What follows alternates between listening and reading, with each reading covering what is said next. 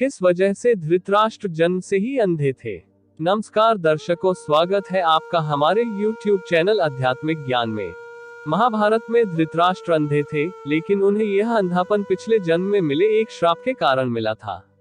धृतराष्ट्र ने ही गांधारी के परिवार को मरवाया था, लेकिन क्यों मिला था उन्हें अंधे होने का श्राप और क्यों मरवाया था उन्होंने अपनी पत्नी गांधारी के परिवार को?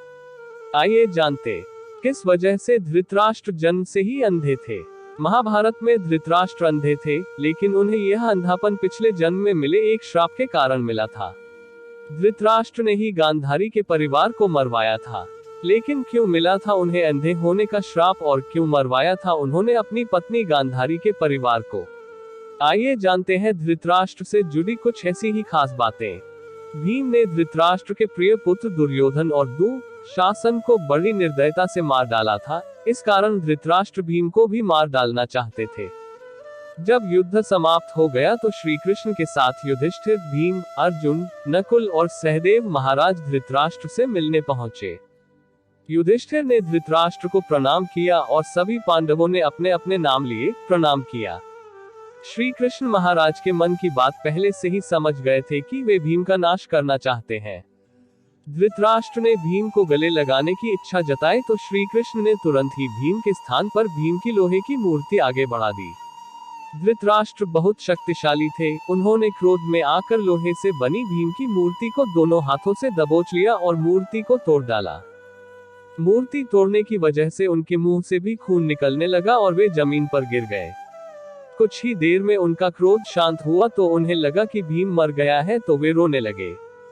तब श्री कृष्ण ने महाराज से कहा कि भीम जीवित है, आपने जिसे तोड़ा है वह तो भीम के आकार की मूर्ति थी। इस प्रकार श्री कृष्ण ने भीम के प्राण बचा लिए। धृतराष्ट्र थे जन्म से अंधे। महाराज शांतनु और सत्यवती के दो पुत्र हुए, विचित्रवीर्य और चित्रांगद। चित्रांगद कम आयु में ही युद्ध में मारे गए। इसके बाद भीष्म ने विचित्रवीर्य का विवाह काशी की राजकुमारी अंबिका और अंबालिका से करवाया। विवाह के कुछ समय बाद ही विचित्रवीर्य की भी बीमारी के कारण मृत्यु हो गई। अंबिका और अंबालिका संतानहीन ही थी, तो सत्यवती के सामने ये संकट उत्पन्न हो गया कि कौरव वंश आगे कैसे बढ़ेगा। वंश को आगे बढ़ाने के लिए सत्यवती ने महर्षि वेदव्यास से उपाय पूछा।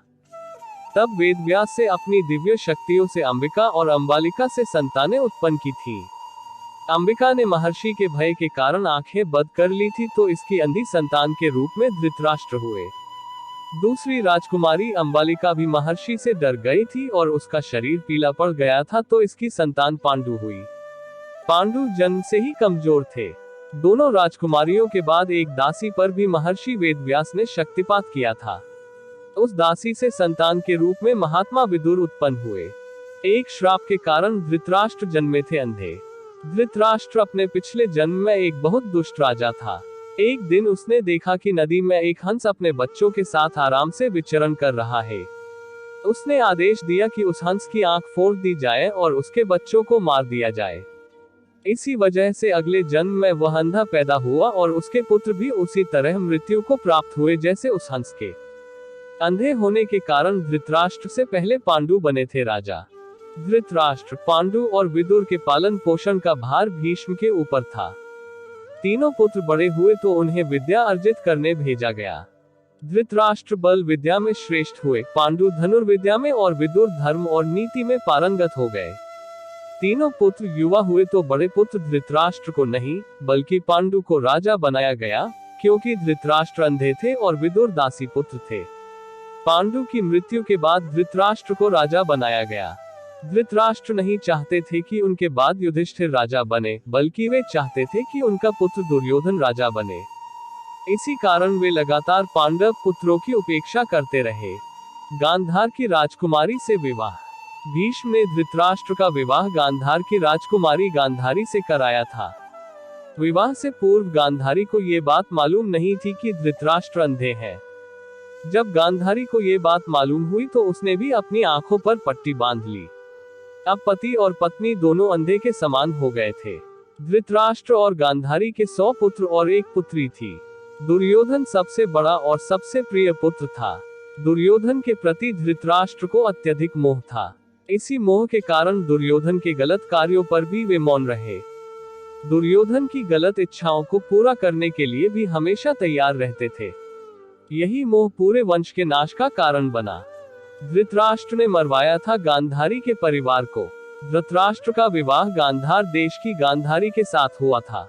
गांधारी की कुंडली में दोष होने की वजह से एक साधु के कहे अनुसार उसका विवाह पहले एक बकरे के साथ किया गया था, बाद में उस बकरे की बलि दे दी गई थी। ये बात गांधारी के विवाह के समय छुपाई गई थी। जब धृतराष्ट्र को इस बात का पता चला तो उसने गांधार नरेश सुबाला और उसके 100 पुत्रों को कारावास में डाल दिया और काफी यातनाएं दी। एक एक करके सुबाला के सभी पुत्र मरने लगे। उन्हें खाने के लिए सिर्फ मुट्ठी भर चावल दिए जाते थे। सुबाला ने अपने सबसे छोटे बेटे शकुनी को प्रतिशोध के लिए तैयार किया। सब लोग अपने हिस्से के चावल शकुनी को देते थे ताकि वह जीवित रहकर कौरवों का नाश कर सके। मृत्यु से पहले सुबाला ने धृतराष्ट्र से शकुनी को छोड़ने की विनती की, जो धृतराष्ट्र ने मान ली। सुबाला ने शकुनी को अपनी रीढ़ की हड्डी का पासे बनाने के लिए कहा, वही पासे कौरव वंश के नाश का कारण बने।